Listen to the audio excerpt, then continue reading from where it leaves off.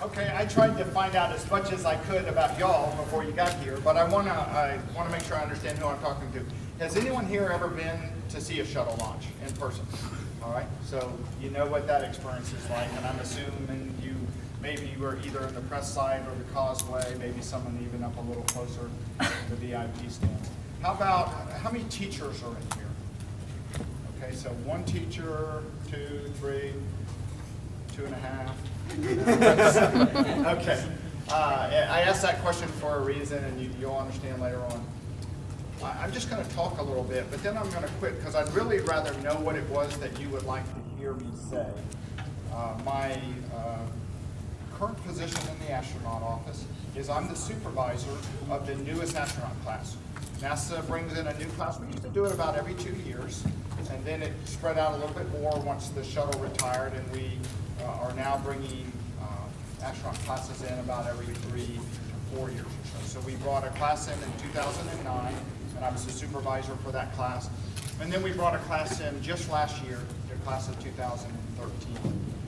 Interviewed about 6,500, or not interviewed, but took applications from about 6,500 folks and ended up picking 8 new astronauts. They reported in last August, and I have been taking them through their training, supervising their training. That's about a 2-year training course. So that's what I do right now. I have flown 3 times on the space shuttle, twice on Space Shuttle Discovery, once on Atlantis. All 3 of those missions were to the space station, the construction of the space station.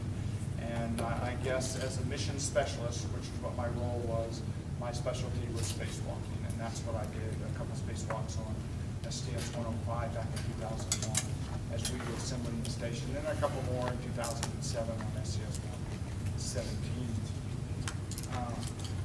I was the robotic arm operator on all 3 missions. We would take things out of the shuttle bay and attach to the station, and I was on the flight deck for launch and re-entry and landing on all 3 of my missions. So that's a little bit about my space experience. I didn't always start out wanting to be an astronaut. I grew up in Northern Virginia. My father was in the military, and really I was coming out of high school. It's one of the reasons I have such a heart for teachers. I was coming out of high school not really knowing what I wanted to do, and decided to go into the military to West Point. That's where my father was gone, where my great uncle was gone to West Point. So it was there that I really began to develop a passion for the military. I decided I was going to be an airborne ranger. That's an infantryman, the best infantryman that I knew how to be. Sure enough, graduated from West Point in the infantry, airborne ranger. And I was out on a patrol in the mountains of Dahlonega, Georgia, and got picked up, hadn't eaten, slept for a couple of days, got picked up by a helicopter. It was the first time I'd ever been in a helicopter. And I said, this is cool. This is really what I want to do right here. And so I went to flight school, became a pilot, and I was a captain at this point as a pilot in Hawaii, and I read an article about the first ever Army astronaut, General Bob Stewart. And I thought, that right there is really what I would like to do. So I began to apply to the astronaut program. And many years and applications and interviews later, I was selected for the class of '96. 39 years old, that's when I'm talking to young people, seems quite old. But it's really kind of an average age. This last class, I would say the average age is about 37 to become an astronaut. I have loved being part of NASA all these years. I eventually retired from the military in 2005 and stayed on as a civilian astronaut, and that's where I am today. So that's just a little bit about my background, but it's one of the reasons I love teachers and particularly STEM education, because I really didn't know what it was I was going to do. Again, I wasn't one of these little boys that grew up just knowing my whole life I wanted to be an astronaut.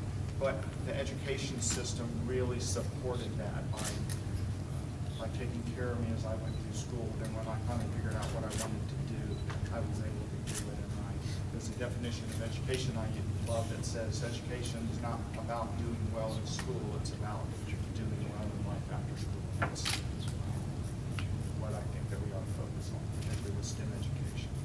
I just recently did a year at Clemson University as adjunct faculty. It's part of a program with NASA and the university system where I was able to go and teach STEM education. I was actually in the College of Health Education and Human Development at Clemson, working with young students who would be teachers, preparing them to be STEM teachers. I really enjoyed that year. So that's a little bit about that. I never come to Michoud that I don't think about the external tank of the space shuttle. As you know, this is where it was assembled and then shipped down to the Cape. And on my second mission, we were scheduled, STS-117, we were scheduled to take off about February that year, and the tank was sitting down on the pad, on the space shuttle, and there was a freak hailstorm that came over and hit right on top of it. And we got word that the external tank had been damaged.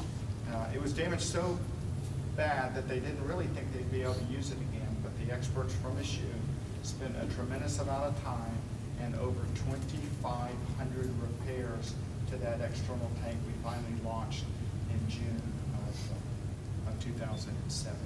And it was one of the best external tanks as far as the way it performed on orbit, foam coming out, that type of thing. So I always have this real love for the folks here at Michoud and the work that they do, because they take good care of us. And you know how important the foam staying on is that hardware after the Columbia incident.